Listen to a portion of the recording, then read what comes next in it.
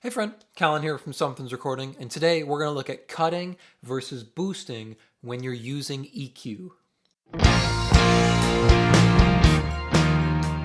Today we're going to be exploring cutting versus boosting on EQ and when you should use each one and when each one is most practical. There's a lot of disinformation that can go around with cutting versus boosting in an EQ, so we're going to talk about that today and we're going to see when each one is most useful on a track. But before we dive in here, if you're ready to go a little bit deeper into the mixing process in its entirety and really start to hone your workflow as an audio engineer, then I have just the tool for you, and it is completely free. It is my 7-step mixing checklist. It's just a simple PDF that's going to walk you through the entire mixing process step by step to help you get professional and radio-ready mixes without any more of the guesswork. Like I said, completely free guide, and you can download it below using the link in the video description. Now let's jump in here and look at cutting and boosting on EQ. So kind of one of the golden rules that you hear, especially surfing around on YouTube about EQ, is that you should always cut before you boost, or that you should, do more cuts instead of more boosts. And that's useful sometimes. It's a good rule to start with, but it can get you in some trouble sometimes. And we're going to look at an example for that. So let me play you this track, and we're going to look at the kick drum here. I tried to get along. I tried to play the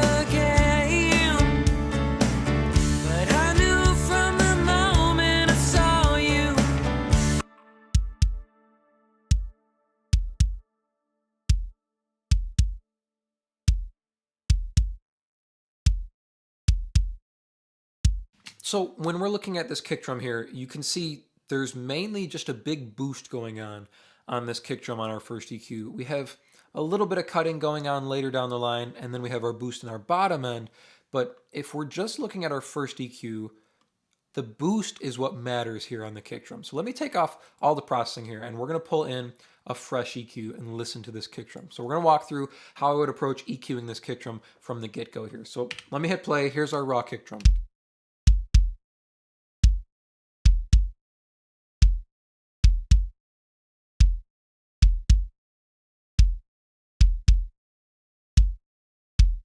So my first impression of this kick drum is that it's lacking a lot of top end click. So if we go with the rule of you should always cut before you boost, then our first instinct would be let's cut some of the low end and see if it gives us what we need in the top end. So let's do that. Let's cut some of the low end out and see if we get more click in the top end.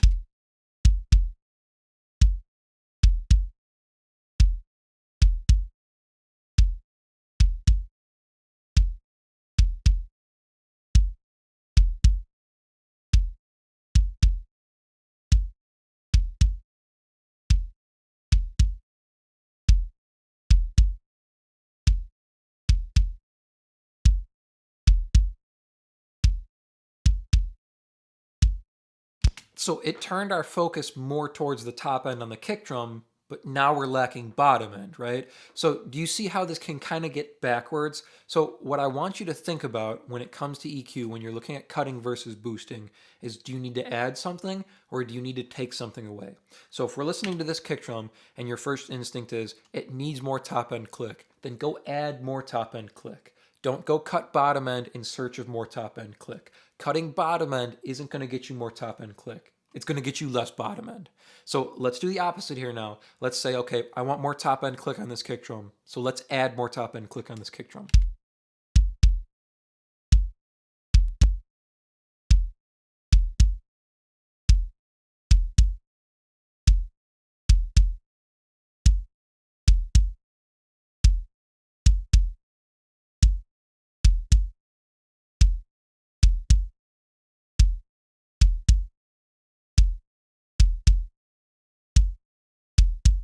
Now we have more top end click on our kick drum and we didn't lose any bottom end in the process. So a lot of times what you'll see when we're talking about cutting versus boosting is that if we need more top end and we need more bottom end is that you want to cut the mids. So a lot of times you'll see people going in, especially on kick drum, okay, we go in and just cut 400, right? A lot of times you'll hear that golden rule on kick drum, cut 400 hertz or cut 500 hertz, and it's going to give you more top end and it's going to give you more bottom end. So if we listen to the kick drum one more time.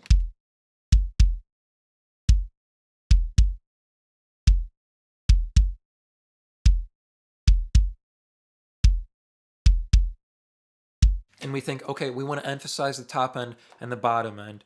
And we think in reverse, like we're taught to, right? Like we want to cut first. Let's pull out some 400 and let's see what we get.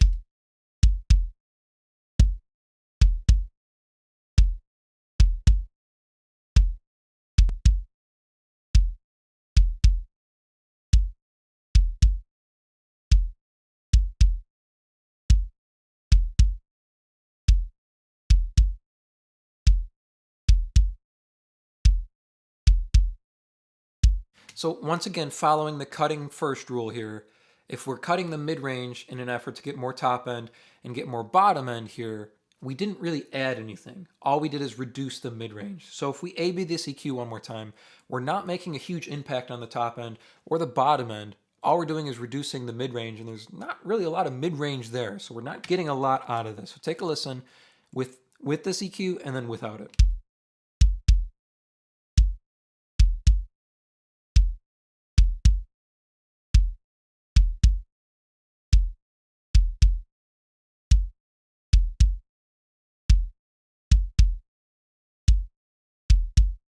It's not making the impact that we want it to make on this kick drum. So this first point here that I'm trying to make is that when you're looking at an input signal, whether it's a kick drum, bass guitar, vocal, or what have you, and you're thinking about should I cut or should I boost first, think about what you want to do to the instrument, to the input signal. Don't think about it in terms of, oh, should I cut first or should I boost first? Think about it, okay, I want to add more top end click or I want to reduce some mid-range. If it's muddy, reduce some mid-range, right? Take care of the problem.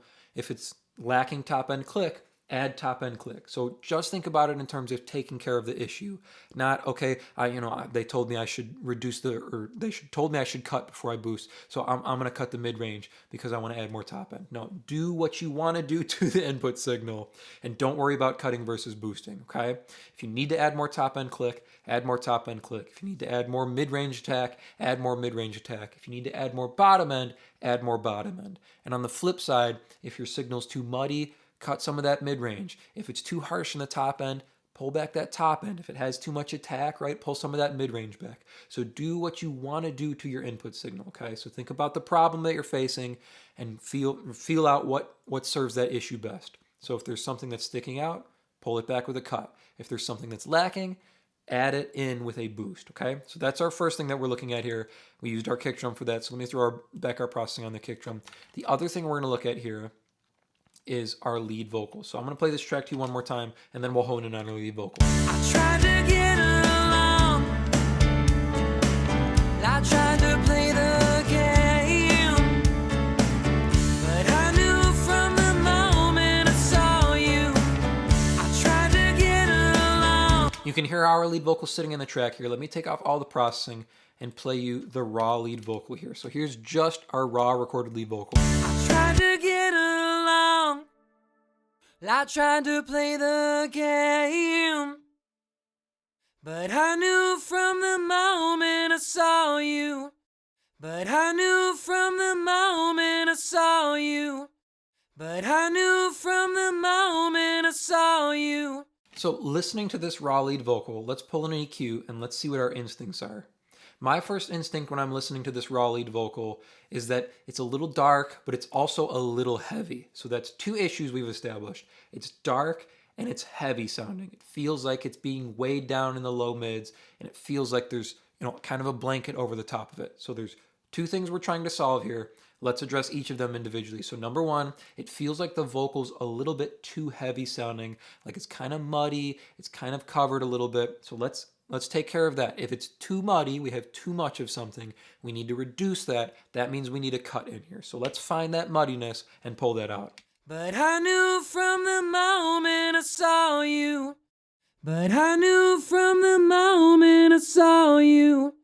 But I knew from the moment I saw you. But I knew from the moment I saw you. But I knew from the moment I saw you. But I knew from the moment I saw you. But I knew from the moment I saw you. But I knew from the moment I saw you. But I knew from... Okay, so I've pulled out about 4 dB at 362 hertz, and that seems to tame that heaviness and that muddy sort of sound, that buildup we have in the low mids. So we've taken care of one of the problems. Now our other issue was that it was kind of dark sounding overall. It didn't feel like it had a lot of brightness. So we could keep cutting here in the low mids in an attempt to further emphasize the top end. So let's do that and let's see what we get here. So we're at about negative 4.32 here. Let's see if we pull this down further, if it adds brightness to the top end or if it brightens our vocal. The moment I saw you, but I knew from the moment I saw you, but I knew from the moment I saw you, but I knew from the moment I saw you, but I knew from the moment I saw you. So we've increased this cut here in the low mids, further pulling out that heaviness to see if it adds brightness to our vocal. And does it add brightness to our vocal? Not really. What it does is it thins out our vocal. Don't confuse a thin sounding vocal with a bright sounding vocal. Just because there's no bottom end doesn't mean it's bright, right? It just means it's thin. So if we pull too much out of the low mids on something, if we cut too much of something in an effort to add more of something else. So this kind of idea that if we cut bottom end, we add top end, right? That inverse relationship, we don't get what we actually want. I want brightness on this vocal, so me cutting more of the mid-range doesn't get me that brightness. It gets me a thin, and it gets me this hollow sounding vocal. So take a listen here now. But I knew from the moment I saw you, but I knew from the moment I saw you, but I knew from the moment I saw you.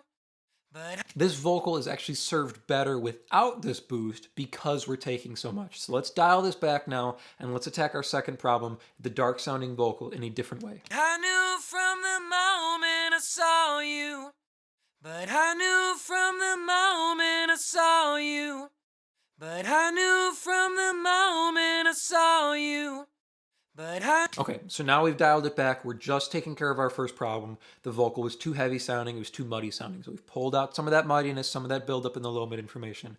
Our second issue that we heard here when we listened to our raw vocal is that it was kind of dark sounding. So instead of trying to cut low mid information to brighten up this vocal, let's just add brightness to this vocal. So let's go up to the top end and add some brightness. I knew from the moment I saw you, but I knew from the moment I saw you, but I knew from the moment I saw you, but I knew from the moment I saw you, but I knew from the moment I saw you. So I've boosted about 5 dB at 8K here now, and now we have that brightness on our vocal, and we didn't hurt our low mid information, we didn't hurt the weight on our vocal by trying to get brightness. So you want to look at each issue individually. So if we're looking at our vocal here, our two issues that we found were it was heavy sounding and it was dark sounding. So don't try and battle two different issues with a cut or try and battle two different issues with a boost, right? Because we could look at it the opposite way of, let's take this boost off, or this cut off here, and we say, okay, the vocal's kind of heavy sounding, so let me boost top end in an effort to combat that heaviness. So let's go further with this boost on the top end. But I knew from the moment I saw you, but I knew from the moment I saw you, but I knew from the moment I saw you, but I knew from the moment I saw you, but I knew from... Okay, now we have about 11 dB boost at 8K, trying to balance our top end with our bottom end because we felt our vocal was too heavy. So if we figure, okay, we could boost the top end to level balance the top end with that heavy low mid. That didn't take care of our problem. What it actually did is cause us another issue, right? Now we have too much top end and our vocal feels harsh and it feels pokey and it's kind of nosy up here on the top end. So let's dial it back and let's go back to where we were. The moment I saw you, but I knew from the moment I saw you, but I knew from the moment I saw you, but I knew from the moment I saw you, but I knew from the moment I saw you, but I... Now we have a boost and a cut. Each one takes care of a different problem inside of our vocal tracks. Let me take this off here and listen to everything back in context of the track here one more time. But I knew from the moment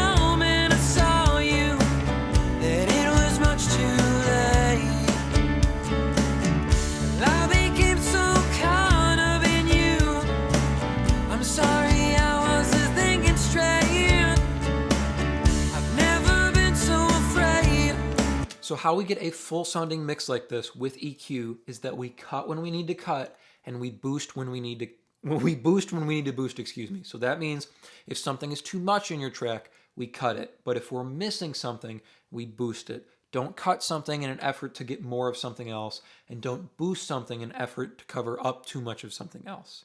Boost when we need to boost, cut when we need to cut.